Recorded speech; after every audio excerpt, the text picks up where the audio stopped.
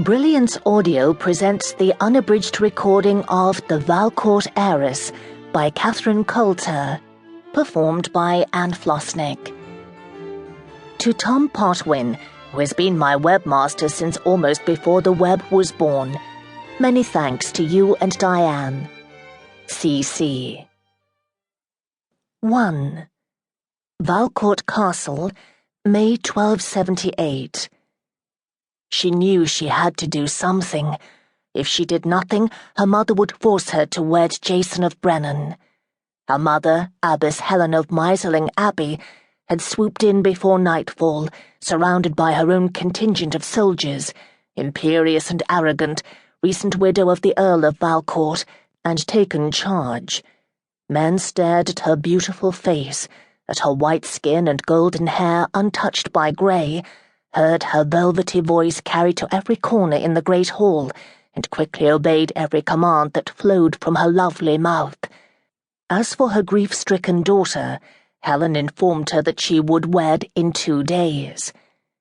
She stared at the woman who was her mother, a woman she didn't know, but knew what she was, a witch with unimagined powers, people said. They spoke of her behind their hands, their voices low, their fear pulsing in the air.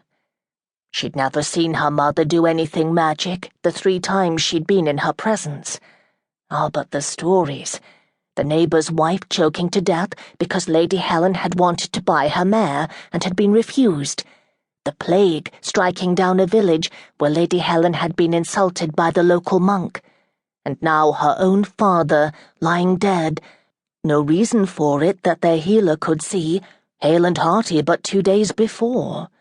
Now he lay stretched out on his bed, his hands folded over his chest, dressed in his finest tunic and hose, his beautiful sword strapped to his waist, his men below in the great hall drinking themselves insensible. What would happen now? There was no heir, only a daughter who had no power, and her newly arrived mother, a witch who could smite them all with but a wave of her hand, and the soldiers who surrounded her. She had to do something, or she would be sold to Jason of Brennan, a man she'd seen only once, just an hour before, well-made and young, but something deep inside her had recoiled when he'd turned his dark eyes on her. There were black secrets in those eyes of his. Her mother's eyes were the light grey of storm clouds, and she feared her more than the devil. She slipped out of Valcourt's great hall, pulling her cloak about her, for rain-bloated clouds hung low in the sky, obscuring the few stars, and chill night wind howled.